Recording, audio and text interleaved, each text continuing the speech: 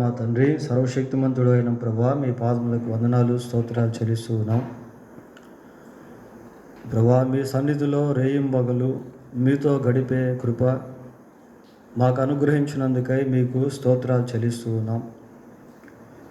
లోకంలో ఎంతోమంది గొప్పవారికి లేనటువంటి గొప్ప ఆధిక్యత మీ యందు మాకు మీరు అనుగ్రహించినందుకై మీకు స్తోత్రాలు చెల్లిస్తున్నాం. ప్రభువా, తిరిగి రాత్రికాల సమయంలో బైబిల్ అధ్యయనంలో ప్రభువా, మీ వాక్యము ద్వారా మాతో మాట్లాడండి. ఈ బైబిల్ స్టడీని మాకు దీవెనకరముగా చేయమని మా రక్షకుడైన యేసుక్రీస్తు పరిశుద్ధమైన నామంలో ప్రార్థన చేస్తున్నాము తండ్రి, ఆమేన్.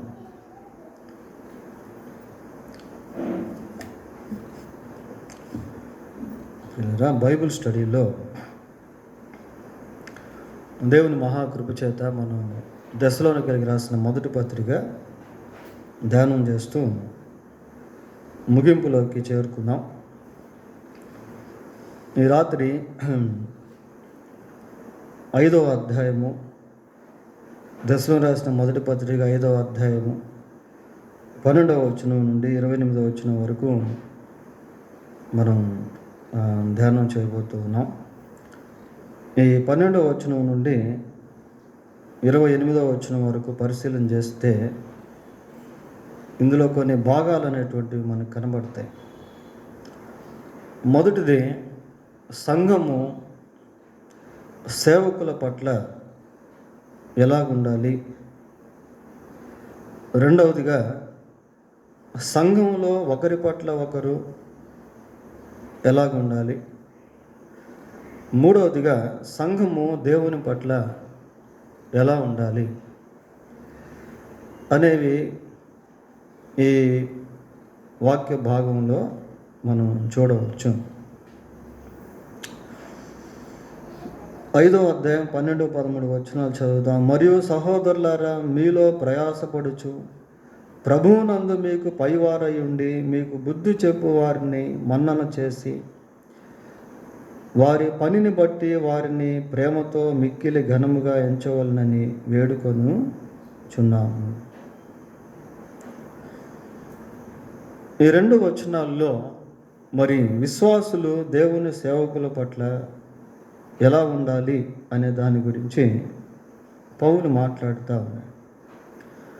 మీలో ప్రయాసపడుచు ప్రభువునందు మీకు పైవారై ఉండి మీకు బుద్ధి చూపు వారిని మన్నన చేసి. ఇక్కడ 3 విషయాలు మనం చూస్తూ ఉన్నాం. మొదటిది ఏంటి అని అంటే, ప్రయాసపడుచు.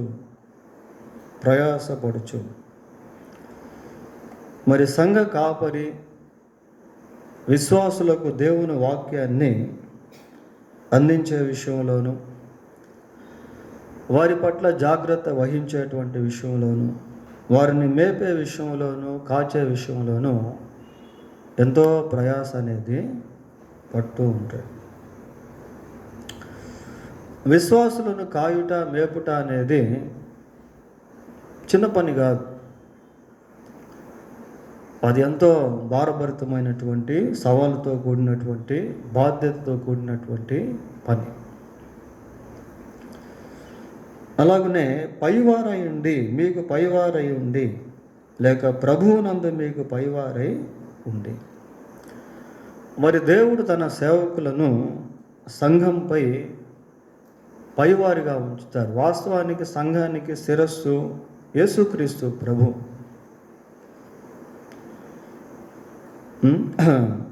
అయితే సంఘ బాధ్యతల విషయంలో దేవుడు కాపరులకు ఆ బాధ్యతను అప్పగించాడు. పైవారై ఉండి మీకు బుద్ధి చెప్పు వారిని మన్నన చేసి అంటే గౌరవించి. బుద్ధి చెప్పడం అంటే దేవుని యొక్క మార్గంలో నడిపించేటువంటి ప్రయత్నం.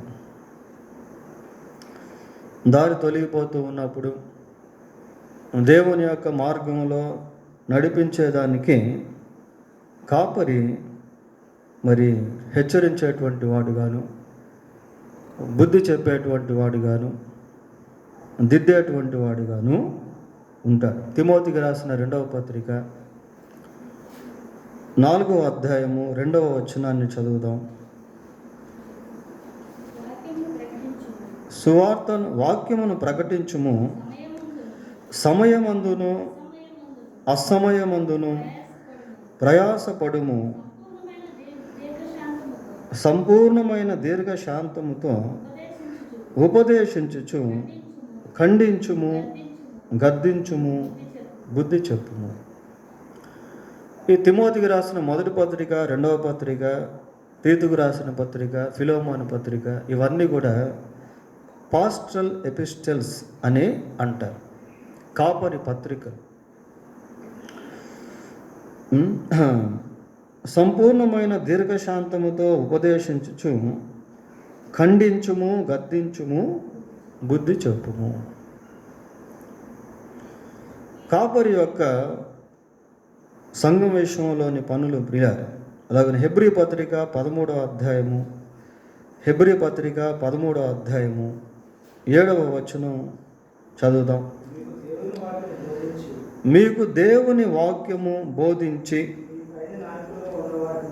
మీ పైన నాయకులుగా ఉన్నవారిని జ్ఞాపకము చేసుకొని వారి ప్రవర్తన ఫలమును శ్రద్ధగా తలంచుకొనుచు వారి విశ్వాసమును అనుసరించుడి.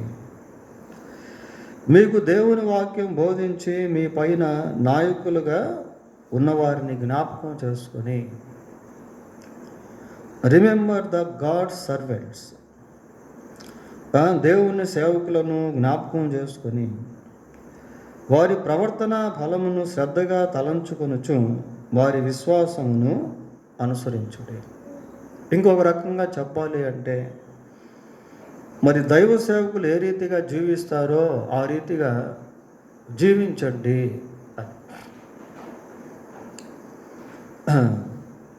అదే 13వ అధ్యాయం 17వ వచనం కూడా చదువుదాం.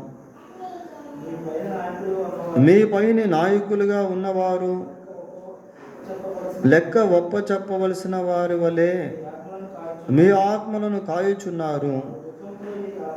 వారు దుఃఖముతో ఆ పని చేసిన ఎడల మీకు నిష్ప్రయోజనము గనుక దుఃఖముతో గాక ఆనందముతో చేయునట్లు వారి మాట విని వారికి లోబడి ఉండండి.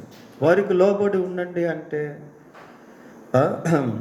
వారు చెప్పేటువంటి దేవుని వాక్యానికి లోబడి ఉండండి. వారు చెప్పేటువంటి దేవుని వాక్యంలో నుండి హెచ్చరికలకు, గద్దింపులకు లోబడి ఉండండి. వారికి బానిసలుగా లేక దాసులుగా ఉండమని కాదు. We all are servants of God. మనం అందరం కూడా దేవునికి దాసులము, ప్రియులారా. అయితే దేవుడు కొన్ని నియమాలు అనేటువంటివి సంఘంలో ఏర్పాటు చేశాడు. మీ పైన నాయకులుగా ఉన్నవారు లెక్క ఒప్ప చెప్పవలసిన వారి వలె మీ ఆత్మలను కాయుచున్నారు. వారు దుఃఖముతో ఆ పని చేసిన ఎడల మీకు నిష్ప్రయోజనము కనుక దుఃఖముతో కాక ఆనందముతో చేయునట్లు వారి మాట వినండి. వారి మాట విన్నట్లయితే యాంప్లిఫై చూడండి. వారి మాట విన్నట్లయితే, వారికి లోబడి ఉన్నట్లయితే అది ఎంతో దీవెనకరముగా ఉంటుంది. ఇంకా పౌలు ఈ దశను రాసిన 1వ పత్రిక 5వ అధ్యాయంలో మాట్లాడుతూ ఏమంటున్నాడు అంటే, ఒకరితో నొకడు సమాధానముగా ఉన్నది. చాలా ఇన్స్ట్రక్షన్స్ ఈ 14-15 వచనాల్లో మనం చూస్తాం. అంటే సంఘంలో ఒకరి పట్ల ఒకరు ఏ విధంగా ఉండాలి అనేటువంటిది ఎన్నో ఆదేశాలు అనేవి పౌలు ఇక్కడ తెలియజేశారు. ఒకరి పట్ల ఒకరు సమాధానముగా ఉండండి అంటే విశ్వాసుల మధ్య ఎప్పుడు కూడా అసమాధానం అనేది ఉండకూడదు ప్రియులారా. సైతాన్ ఏం చేస్తాడు? ఏదో ఒక విధంగా డబ్బుల విషయంలో కానీ, వస్తువుల విషయంలో కానీ, లేకుంటే పదవుల విషయంలో కానీ ఏదో ఒక విధంగా మరి రకరకాల విభేదాలను తీసుకుని వచ్చి సంఘంలో విశ్వాసుల మధ్య అసమాధానాన్ని తీసుకుని వస్తుంది. కొద్దిమందిని గురించి ప్రార్థన చేసేదానికి కూడా ఇష్టపడరు, వారి గృహాలకు వెళ్ళేదానికి ఇష్టపడరు. ప్రియులారా, ఒక విధమైనటువంటి అసమాధానాన్ని సంఘంలో కొన్నిసార్లు విశ్వాసులు కలిగి ఉంటారు. అయితే పౌలు ఏమంటున్నాడు అంటే, ఒకనితోనొకడు సమాధానముగా ఉండండి. బైబిల్లో మనం ఒక మాట చూస్తాం, సమాధానమును వెతికి దానిని వెంటాడండి. సమాధానాన్ని వెతికి దాన్ని వెంటాడండి అంటే ఎక్కడైతే అసమాధానం ఉంటుందో అక్కడ సమాధానాన్ని కలుగు చేసుకోవాలి, దాన్ని వెతికి వెంటాడి పట్టుకోవాలి. అందరితో సమాధానముగా ఉండాలి. ఇంకా ఏమని చెప్తున్నాడు అంటే, సహోదరులారా, మేము మీకు బోధించినది ఏమనగా అక్రమముగా నడుచుకుని వారికి బుద్ధి చెప్పుడి. అక్రమముగా నడుచుకునేటువంటి వారికి బుద్ధి చెప్పండి అని అంటాడు. అక్రమముగా నడుచుకునేటువంటి వారికి బుద్ధి చెప్పడం అంటే ఎవరైనా క్రమంలో నుంచి తొలగిపోతూ ఉన్నప్పుడు వారికి బుద్ధి చెప్పి క్రమంలోనికి తీసుకొని రావాలి. కొన్నిసార్లు మనం ఏమనుకుంటామంటే, it is not my role, ఇది నా బాధ్యత కాదు, ఇది నా పని కాదు అనుకుంటాం. కానీ సంఘంలో అటువంటి నియమాలను దేవుడు ఏర్పాటు చేశాడు. You have an authority. నీకు దేవుడు ఆ యొక్క అవకాశాన్ని ఇచ్చాడు. చూడండి, యాకోబు పత్రిక 5వ అధ్యాయము 19వ వచనం చదువుకున్నాం. 5:19. మీలో ఎవడైనను సత్యము నుండి తొలగిపోయినప్పుడు మరి ఒకడు అతన్ని సత్యములోనికి మళ్ళించిన ఎడల, సత్యములో నుండి తొలగిపోతే అతన్ని మళ్ళీ సత్యములోనికి నడిపించుట.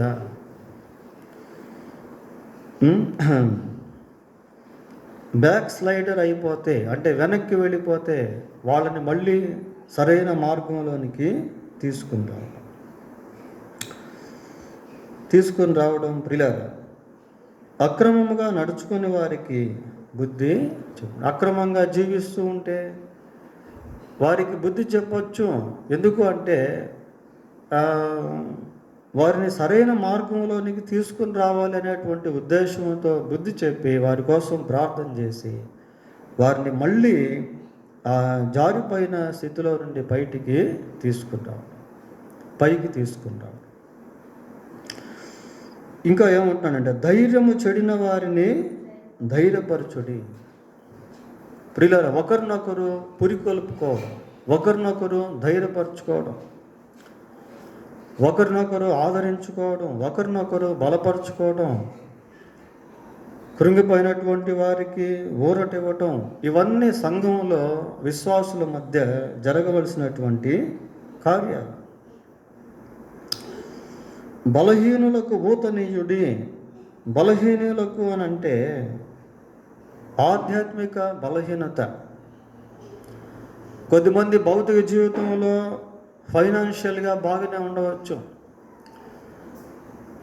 శారీరకంగా మంచి ఆరోగ్యంగానే ఉండవచ్చు, కానీ ఆత్మీయతలో బలహీనులు అయిపోయి ఉంటే వారికి ఏం చేయాలట? బలహీనులకు ఊతనీయుడి. స్పిరిచువల్ స్ట్రెంగ్త్, మారల్ స్ట్రెంగ్త్, ఆత్మ సంబంధమైనటువంటి బలాన్ని, నైతిక సంబంధమైనటువంటి బలాన్ని సమకూర్చటం. సంఘంలో ఒకరి పట్ల ఒకరు ఇటువంటి విధానాల్లో జీవించుట అనేది పౌలు జ్ఞాపకం చేస్తున్నాడు. అందరి ఎడల దీర్ఘశాంతం గలవారై విశ్వాసులకు సంబంధించిన విషయాలు ఇవి. ఒకరి పట్ల ఒకరు దీర్ఘశాంతం కలిగి జీవించటం, ఓర్పు కలిగి జీవించడం, క్షమాగుణం కలిగి జీవించడం, ఇవన్నీ సంఘంలో చాలా అవసరం. ప్రియులారా, ఎవడైనను కీడునకు ప్రతి కీడు ఎవనికైనాను చేయకుండా చూచుకోండి. ఈ వచనాన్ని మనం గమనిస్తే కీడుకు ప్రతి కీడు చేయకుండా అంటే కీడు జరిగిందనే జరగలేదనే? జరిగిందని. సంఘంలో ఎవరి ద్వారా అయినా ఎవరికైనా కీడు జరిగి ఉంటే ఆ కీడుకు ప్రతి కీడు చేయొద్దు. కీడుకు ప్రతి కీడు చేయొద్దు. రోమాపత్రిక 12వ అధ్యాయము 21వ వచనం చదువుకుందాం. కీడు వలన జయింపబడక మేలు చేత కీడును జయించుము. కీడు చేత జయింపబడక, వాడు నాకు కీడు చేశాడు కాబట్టి నేను వానికి కీడు చేస్తాను, నేను వానికి కీడు చేస్తేనే నాకు జయం వచ్చినట్టు. అది శరీర సంబంధమైన మనసు ప్రియులారా. అది లోక సంబంధమైనటువంటి మనస్సు. అయితే ఇక్కడ ఏమని చదువుతున్నామంటే కీడు చేత జయింపబడక మేలు చేత కీడును జయించుము. మేలు చేత కీడును జయించుము. ఇంకా ఏమంటున్నాడు? మీరు ఒకని ఎడల ఒకడును మనుషులందరి ఎడలను ఎల్లప్పుడూ మేలైన దానిని అనుసరించి నడుచుకునండి. ఒకరి పట్ల ఒకరు ఏది మేలో దాన్ని అనుసరించి నడుచుకోండి. ఈ వచనంలో కేవలం సంఘం మాత్రమే కాకుండా అందరి ఎడల అనే మాట కూడా మనం చదువుతాం. అందరి ఎడల. గలతీ పత్రిక 6వ అధ్యాయము 9-10 వచనాలు చదువుకుందాం. మనము మేలు చేయుటయందు విసుగకయుందుము, మనము అలయక మేలు చేసితిమని తగిన కాలమందు పంట కోతుము. కాబట్టి మనకు సమయము దొరికిన కొలది అందరి ఎడలను విశేషముగా విశ్వాస గృహమునకు చేరిన వారి ఎడలను మేలు చేయుదుము. అందరి ఎడల మేలు చేయటం. మీరు ఒకరినొకడు మనుషులందరి ఎడలను ఎల్లప్పుడూ మేలైన దాన్ని అనుసరించి నడుచుకోండి. ఏది మేలో దాన్ని అనుసరించి నడుచుకోవడం ప్రియులారా. ఏది మేలో దాన్ని అనుసరించి నడుచుకోవడం. సమాజంలో కూడా విశ్వాసి యొక్క జీవితం ఎలాగుండాలంటే ఇతరులకు మేలు చేసేటువంటిదిగా ఉండాలి. సంఘంలో కూడా ఇతరులకు మేలు చేసేటువంటి వారిగా ఉండాలి. ఇలాంటి విషయాలు పౌలు మాట్లాడుతూ ఉన్నాడు. ఇంకా ఏమని చెప్తున్నాడు అని అంటే ఎల్లప్పుడూ సంతోషముగా ఉండండి. ఎల్లప్పుడూ సంతోషముగా ఉండండి. ఇది మరి ఒకరి పట్ల ఒకరు సంతోషంగా ఉండటం, విశ్వాసి దేవుని విషయంలో సంతోషంగా ఉండడం, ఈ రెండు చాలా ప్రాముఖ్యం ప్రియులారా. ఫిలిప్పీ పత్రిక 2వ అధ్యాయము 17-18 వచనాలు చదువుకుందాం. మరియు మీ విశ్వాస యాగములోను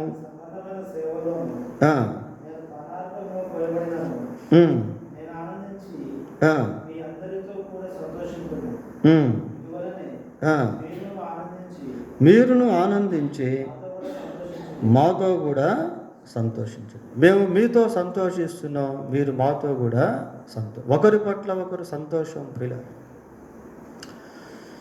ఒకరి ఎడల ఒకరు సంతోషం, ఒకరిని బట్టి ఒకరికి సంతోషం.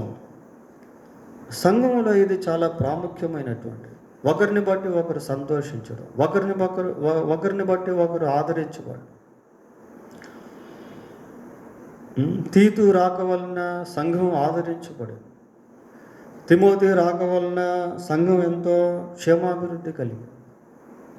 ఆ రీతిగా సంఘంలో ఒకరిని బట్టి ఒకరికి ఆదరణ, ఒకరిని బట్టి ఒకరికి సంతోషం, ఒకరిని బట్టి ఒకరికి సమాధానం, ఇవన్నీ కూడా చాలా ప్రాముఖ్యమైనటువంటి విషయాలు. ఇంకా ఏమని చదువుతున్నాం? ఎడతెగక ప్రార్థన చేయండి. ఎడతెగక ప్రార్థన చేయండి. ఎడతెగక ప్రార్థన చేయడం అంటే అన్ని పనులు మానేసి ఏకధాటిగా ఒక దగ్గర కూర్చొని ప్రార్థన చేయడం వంటిది కాదు. ఎడతెగక ప్రార్థన చేయడం అంటే రెగ్యులారిటీ ఇన్ ప్రేయర్ లైఫ్. ప్రార్థనలో క్రమశిక్షణ, ప్రార్థనలో ఒక క్రమాన్ని కలిగి ఆ క్రమాన్ని పాటిస్తూ ముందుకు సాగడం. ఫిలిప్పీ పత్రిక 4వ అధ్యాయము 6వ వచనం చదువుకుందాం. దేన్ని గూర్చి చింతపడకుడి కానీ ప్రతి విషయములోనూ ప్రార్థనా విజ్ఞాపనముల చేత కృతజ్ఞతాపూర్వకముగా మీ విన్నపములు దేవునికి తెలియజేయండి. దేని గురించి చింతపడకుడి కానీ ప్రతి విషయంలోనూ ప్రార్థనా విజ్ఞాపనముల చేత కృతజ్ఞతాపూర్వకముగా మీ విన్నపములు దేవునికి తెలియచేయడి. అప్పుడు సమస్త జ్ఞానమునకు మించిన దేవుని సమాధానము యేసుక్రీస్తు వలన మీ హృదయములకును మీ తలంపులకును కావలి. Prayer in regular prayer life. ప్రార్థనలో ఒక క్రమశిక్షణ ప్రియులారా, మనం దాన్ని అలవర్చుకోవాలి.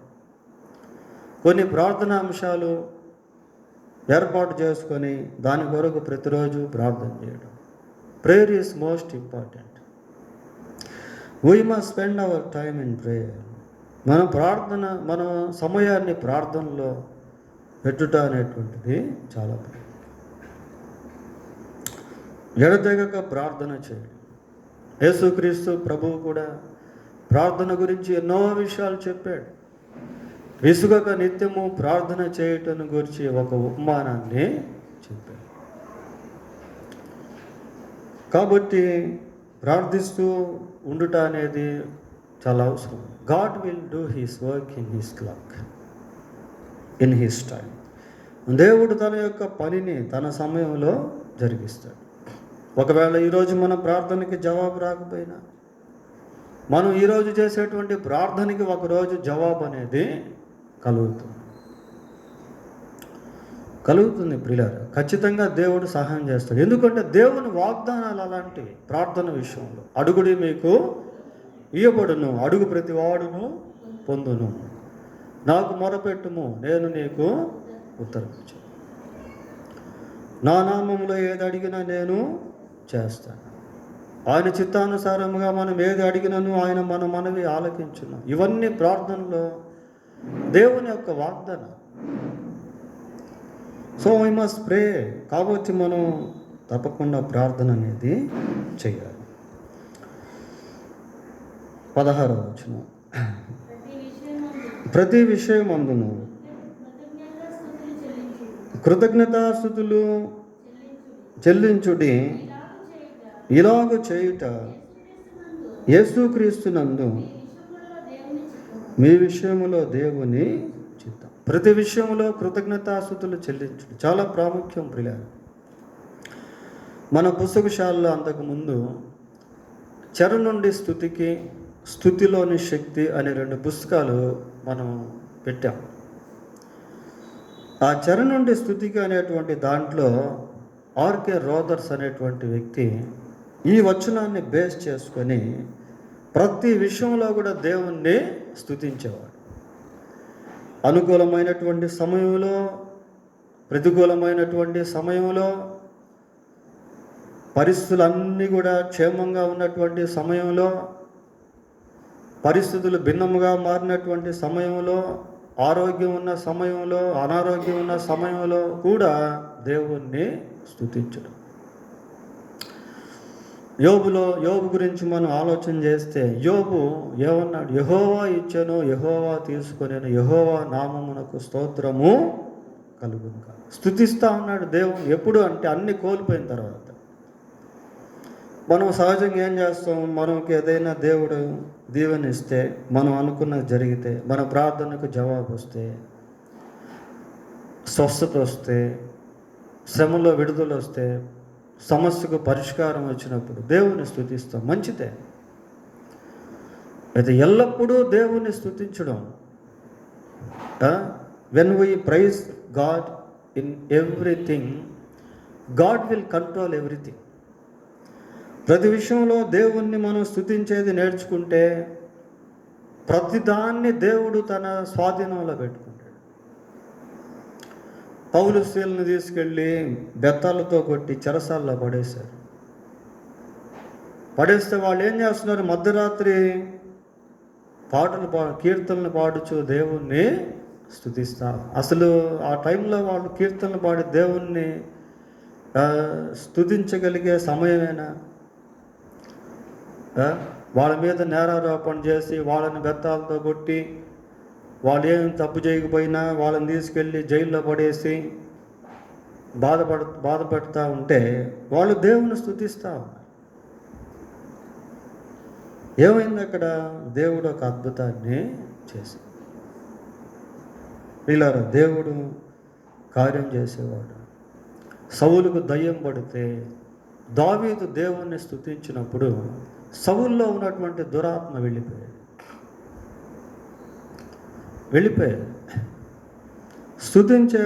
స్తుతించే దగ్గర సైతానుడు ఉండలేడు.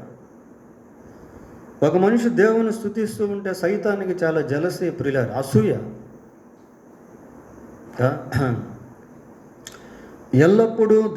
ఎల్లప్పుడూ కృతజ్ఞతాస్తుతులు చెల్లించుడి, ఇలాగ చేయుట యేసుక్రీస్తునందు మీ విషయములో దేవుని చిత్తము. 19వ వచనం, ఆత్మను ఆర్పకుడి. ప్రియులార, దేవుడు మనం ఆయన వాక్యాన్ని వినేటువంటి సమయంలో, ఆయన అనుసరిస్తున్నటువంటి సమయంలో, ఆయనకు ప్రార్థన చేసేటువంటి సమయంలో, ఆయన పట్ల ఆసక్తి కలిగినటువంటి సమయంలో ఒక రకమైనటువంటి ఉజ్జీవాన్ని మనం అనుభవిస్తూ ఉంటాం. సువార్త ప్రకటించేటువంటి సమయంలో, పరిచర్య చేసేటువంటి సమయంలో,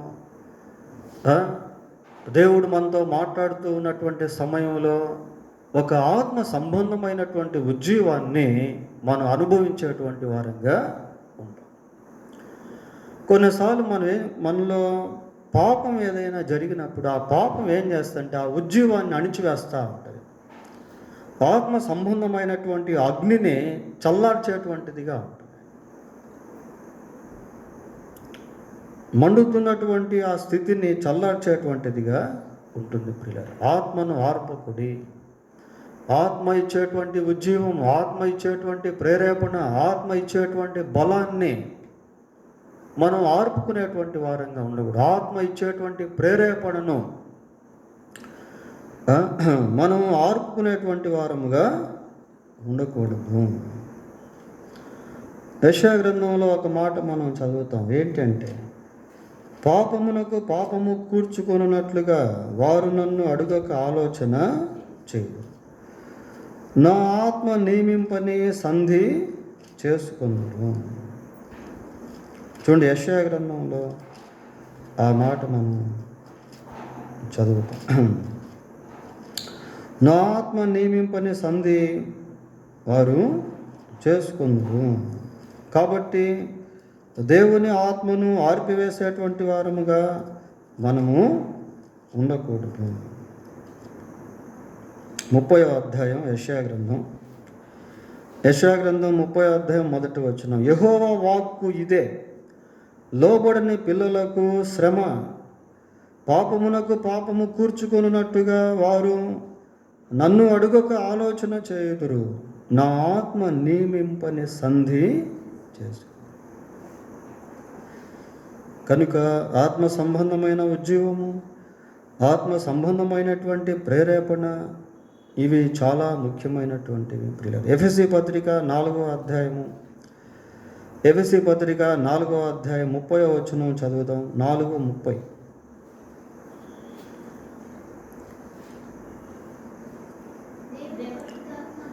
దేవుని పరిశుద్ధాత్మను దుఃఖపరచుకుడి. దేవుని పరిశుద్ధాత్మను దుఃఖపరచొద్దు. దేవుని పరిశుద్ధాత్మను దుఃఖపరచొద్దు. ప్రియులారా, మనం దేవునికి విరోధంగా జీవించినప్పుడు, దేవునిపై తిరుగుబాటు చేసినప్పుడు పరిశుద్ధాత్మ ఎంతో దుఃఖపడతాడు. దేవుని నామం దూషించబడినప్పుడు పరిశుద్ధాత్మ ఎంతో దుఃఖపడతాడు. దేవుళ్ళలోంచి తొలగిపోతున్నప్పుడు పరిశుద్ధాత్మ ఎంతో దుఃఖపడతాడు. మళ్ళీ లోకంలో కలిసిపోతున్నప్పుడు, మళ్ళా విగ్రహ సంబంధమైన విషయంలోనికి వెళ్ళిపోతూ ఉన్నప్పుడు పరిశుద్ధాత్మ ఎంతో దుఃఖపడతాడు. దేవుని పరిశుద్ధాత్మను దుఃఖపరచుకుడి. గలతీ పత్రిక 5వ అధ్యాయము 16వ వచనం. 5:16.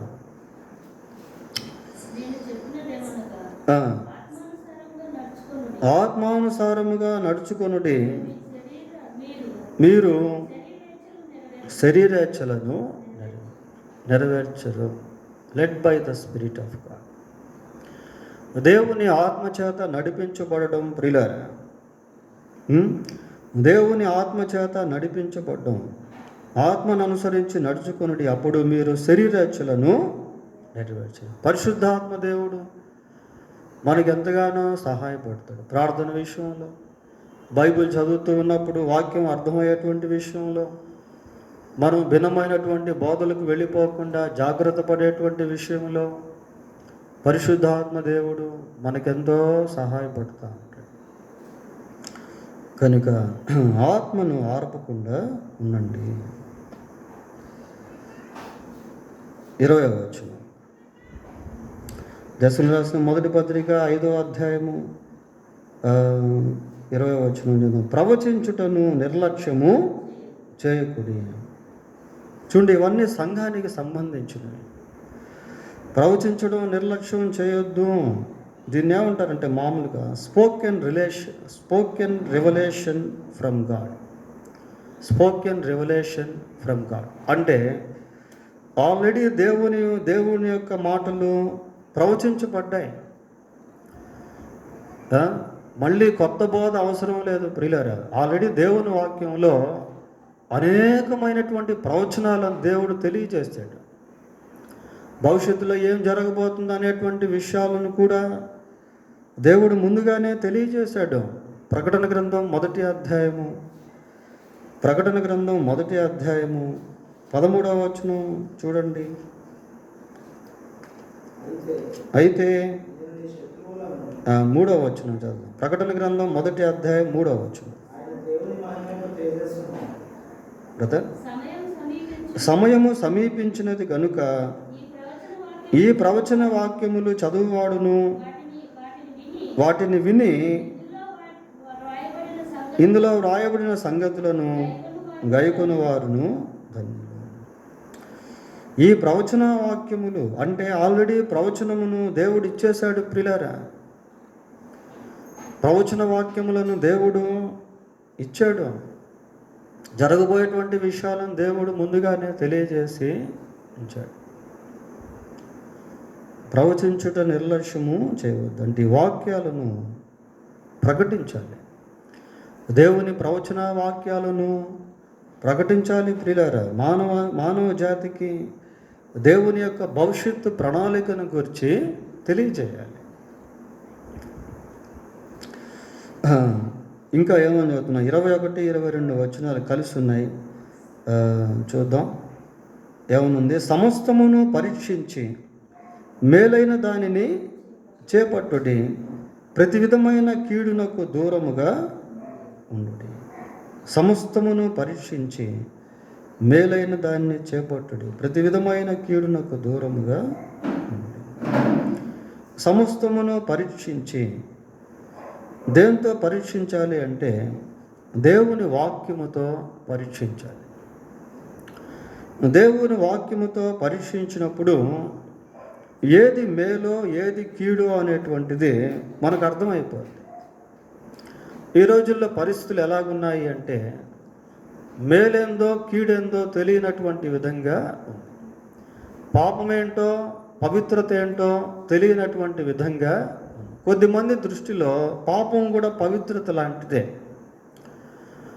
కొద్దిమంది దృష్టిలో యుద్ధాలు పవిత్ర యుద్ధాలు, ఆ, కనుక ఈ రోజుల్లో ఏది పాపమో ఏది పరిశుద్ధతో అనేది తెలియనటువంటి స్థితిలో ఉన్నాం ప్రియులారా.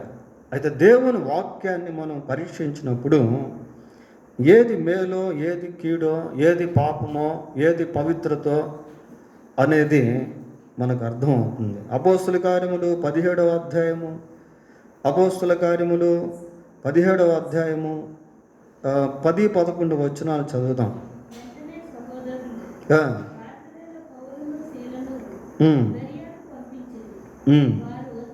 వారు వచ్చి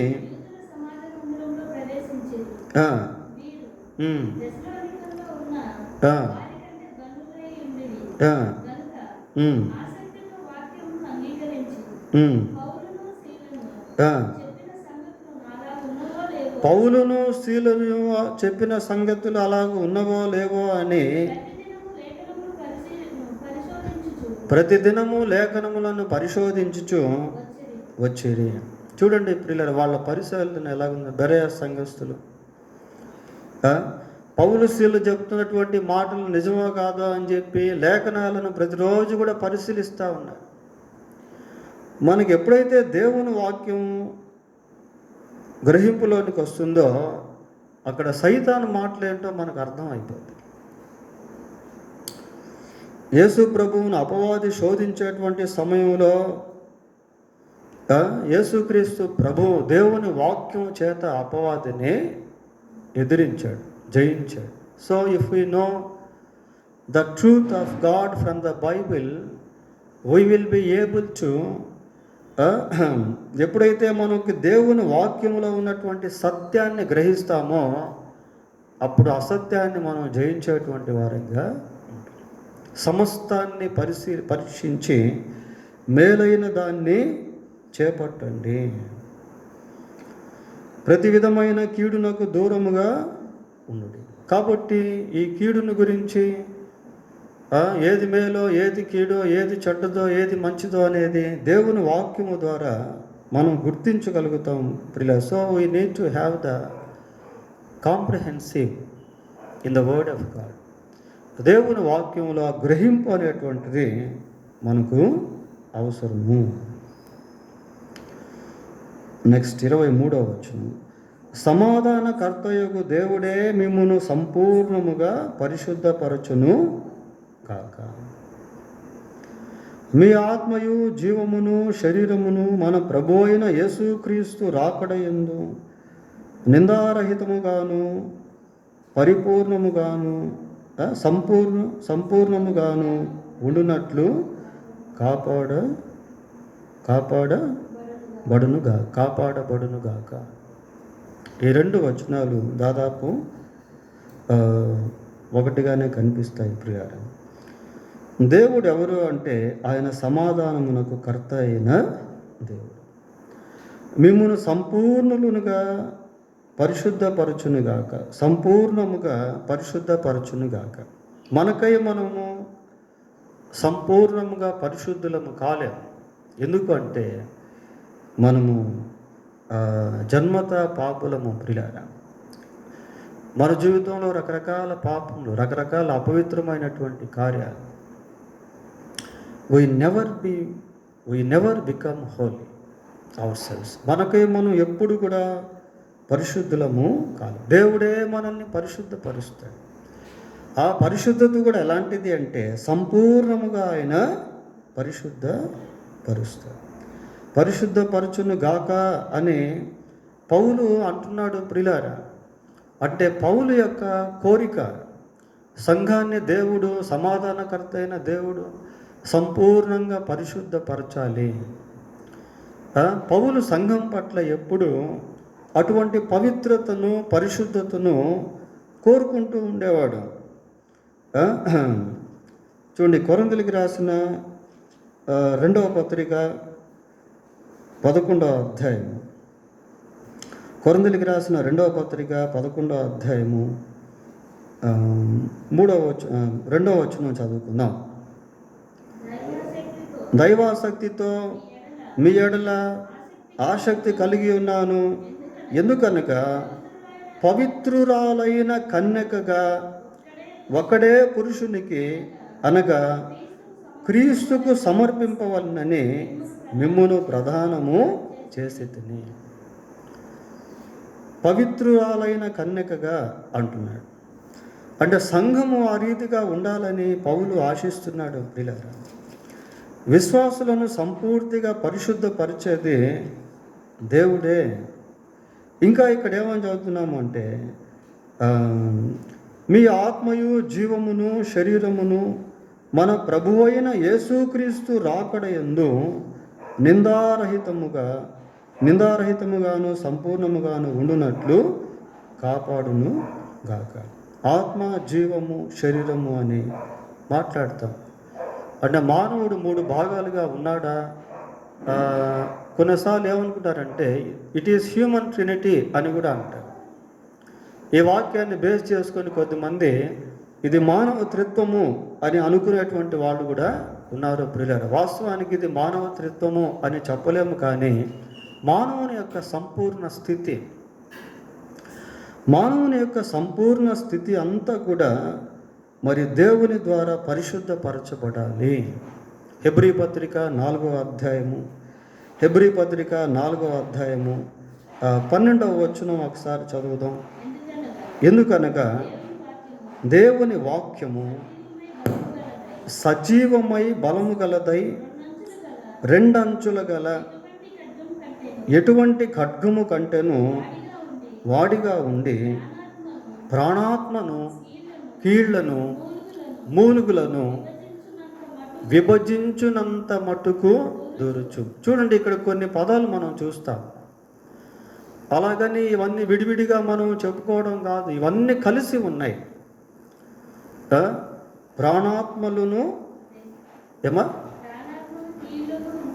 ప్రాణాత్మలను కీళ్లను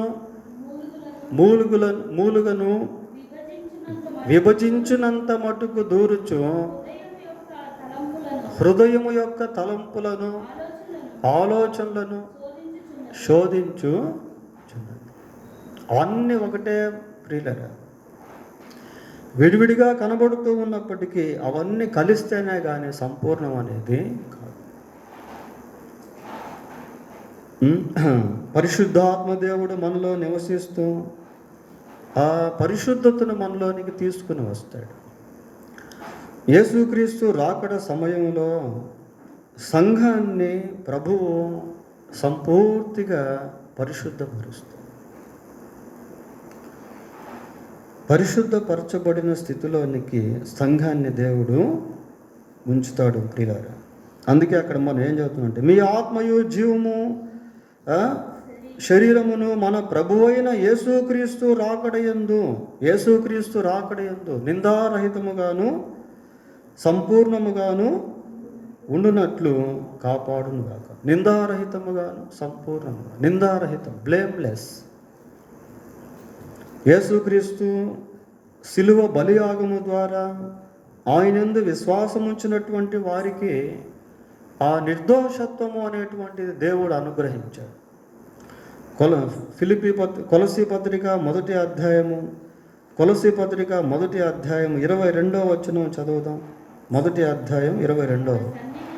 తన సన్నిధిని ఏదట పరిశుద్ధులుగాను నిర్దోషులుగాను నిరపరాధులుగాను నిలవబెట్టుటకు ఆయన మాంసాయుక్తమైన దేహమందు మరణము వలన ఇప్పుడు మిమ్మును సమాధాన. యేసుక్రీస్తు మరణము ద్వారా మనకు నిర్దోషత్వం అనేటువంటిది అనుగ్రహించబడు, పవిత్రత అనేటువంటిది అనుగ్రహించు. ఆయన రాకడలో అటువంటి సంపూర్ణతను దేవుడు కలిగిస్తాడు. ప్రియులారా,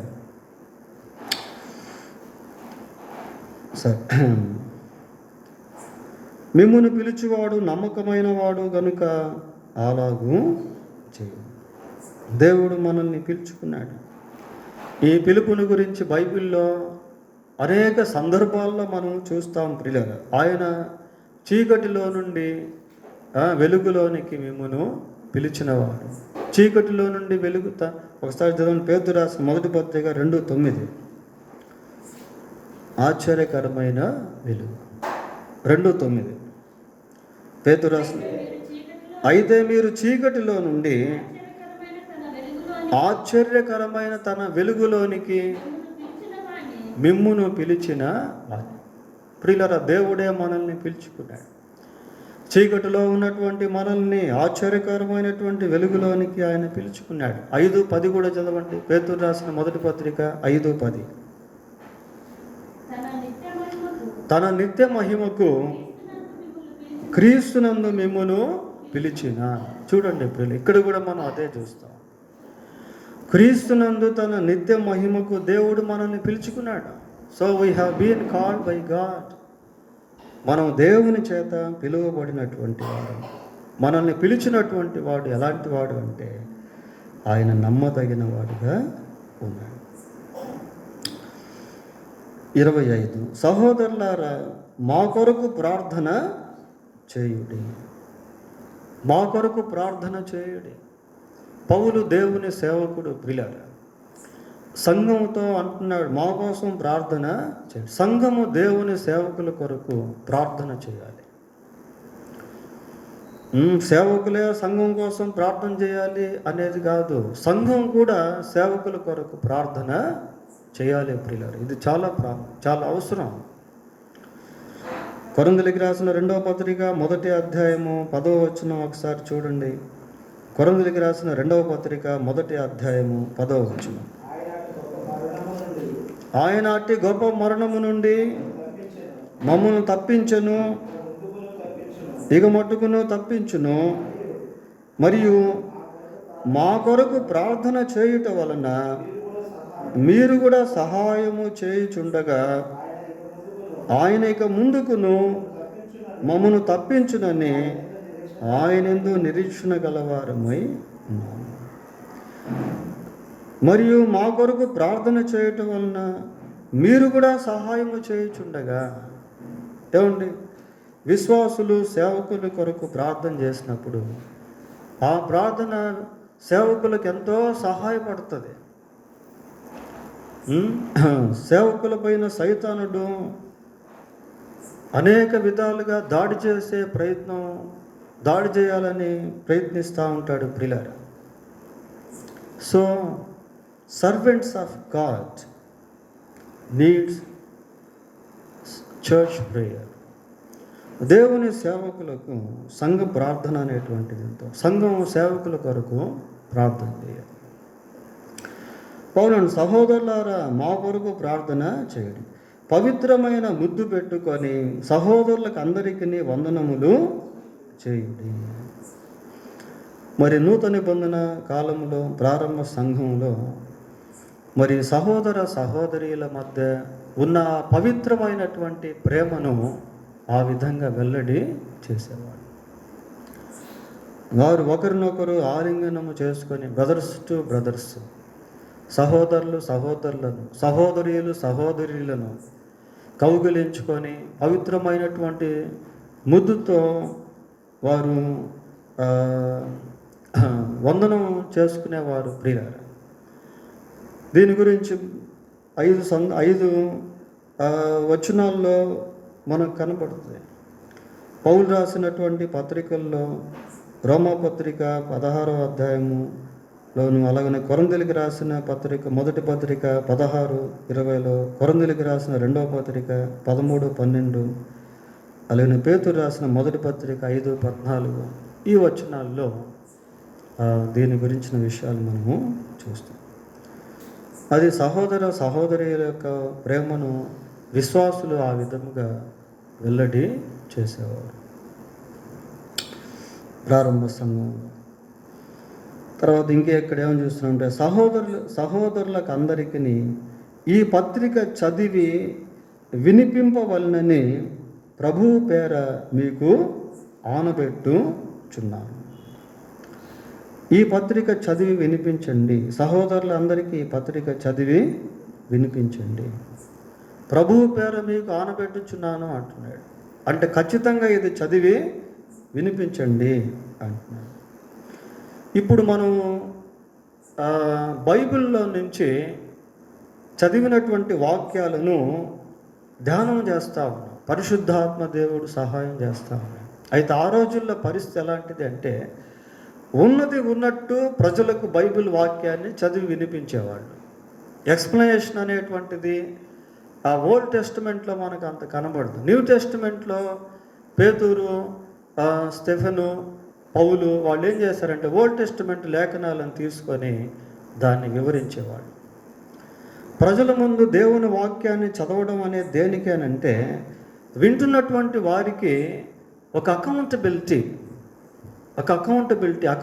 అంటే లెక్క ఒప్పజెప్పేటువంటి స్థితి కలిగేది.